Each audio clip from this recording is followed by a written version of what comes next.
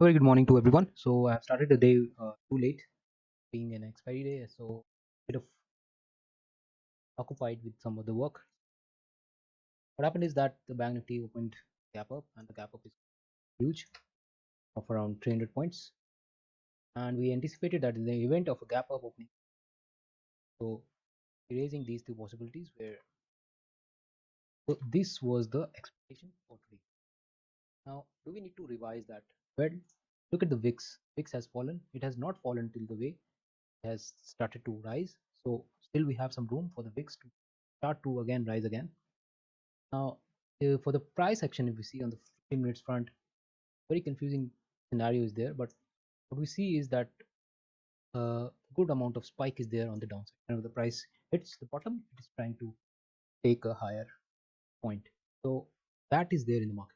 Now, if I'm to talk about the other aspects, so a very unidirectional move is there in the terms of the PCR, and we see that the put writing is consistently being above the call writing, and that scenario is taking the market in a confusing state.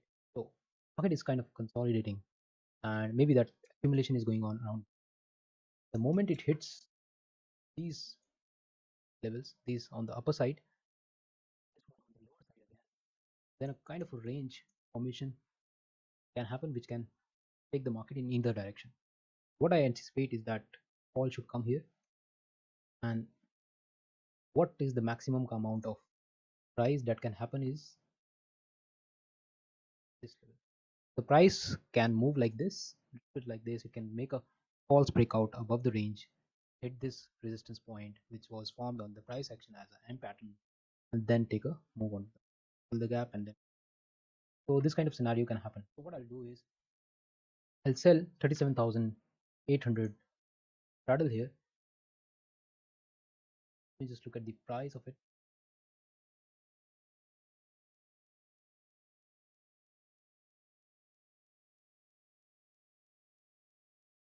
The day's change of straddle is not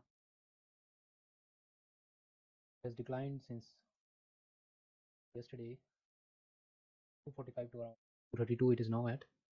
There has been some decline, but not that great. I hope you can see my screen here. So there has not been much of change since this straddle has opened, but now uh, there is a confusing state. I will wait for the market to show some sign, then I will try to take. The only reason that I came late, I should start in a hurry. Decision quality. Would like to wait a little bit more, then take decision, which can give me the confidence.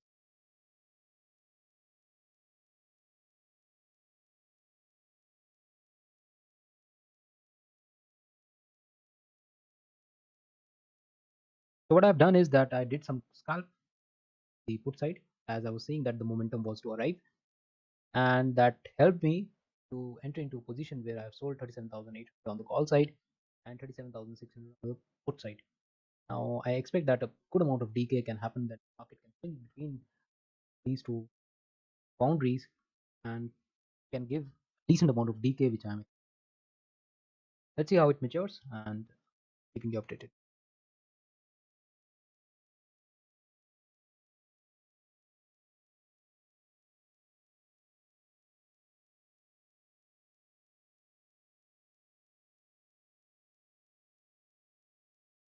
So one of the unique ways which I've developed is that I kind of support my option selling.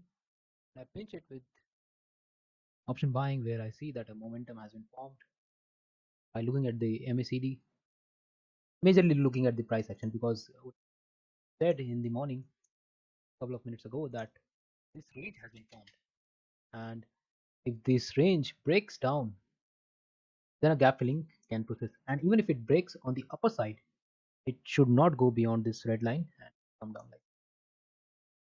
So I saw a momentum over here, and I realized it, and my option selling is still intact because this is an expiry day, and for you to buy the options you have to have a much of convincing power and your ability to convert it into a winning position. So I have sold 37,800 on the call side and 37,600 on the put side. And I would expect for the market to kind of respect these levels because this is being supported even at the option chain level. As you see that 37,800 OI all writing is much. Even the OI change has been drastically higher around this level. So 37,800 should be a safer bet for me till the end of the day, or at least till 2 p.m. So guys, you can see that what we said, that whenever the market, if it tries to jack up on the upper side, the room for it to go higher is a little bit limited. That's what's happened. You can see that exactly at the point of the red line, there is a reaction which is captured. And if I'm to show you my positions, you can see I'm up with around 10,000 of the profit. And slowly and steadily, I'm trying to build this. Definitely, I'm also trying to manage my stop loss. So this is the update till now. Let's see how it goes. So what you're witnessing is the supply zone. You can also check my profitability. The supply zone has reached. This is the exactly point where there was a big fall yesterday, and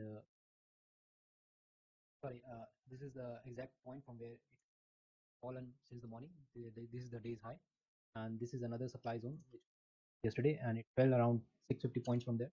So this is the first point from there.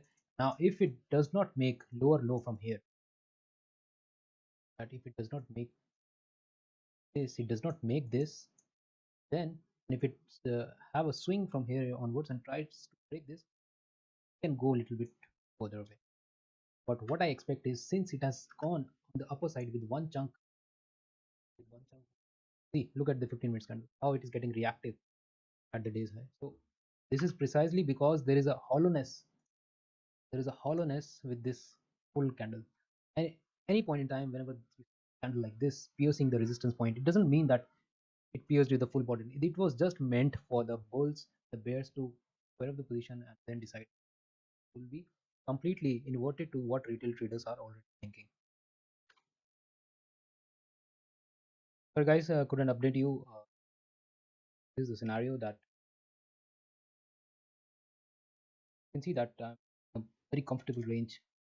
37,800 was, if you would have watched my previous videos, 37,800 was the strike price which I was targeting around 3 days ago. And it is just a coincidence that the market is expiring around those levels and it has witnessed maximum decay. So anyway, I'm very happy with it. We got 46,000 on the expiry. Very comfortable and buying for me. So this would be the take profit for today. I hope you like the video. If I'm to talk about the auctioning, some of you on the Telegram channel might have known I gave something auctioning on the channel. So what I did is, so if you can just see on the screen, I put up something like this, where I talked about how the week auctioning will happen. And this week auctioning thing which I discussed was exactly the same. So you see, I said that this week auctioning is present there, and if the market, even if it spikes on the downside, it will recover very fast. So if I'm to show you just exactly what it is, the profit doesn't matter. This, you have to focus upon the process. So this was the week auctioning. You see what happened exactly when it spiked on the downside. Exactly, there was a successful auction, and then there was a spike on the upside. So you have to study the price action and you have to know what is coming forth, and if that scenario will happen, what is your strategy.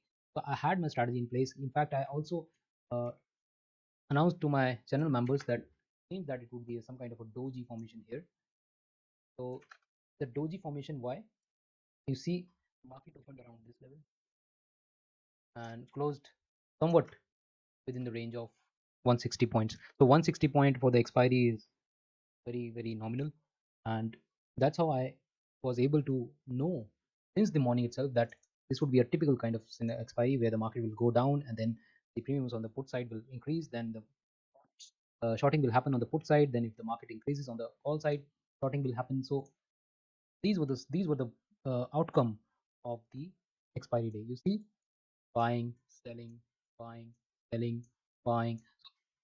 So this kind of scenario is typical to the expiry day, and this happens almost 70% of the time, and people tend to forget it when they see that there is a large rally on the downside or large movement on the upside, they tend to forget this probability that 70% of the time expiry range is defined in a narrowly fashion, and that is how it matures. So I hope you like the video. Do comment, subscribe, and share amongst you. Thank you.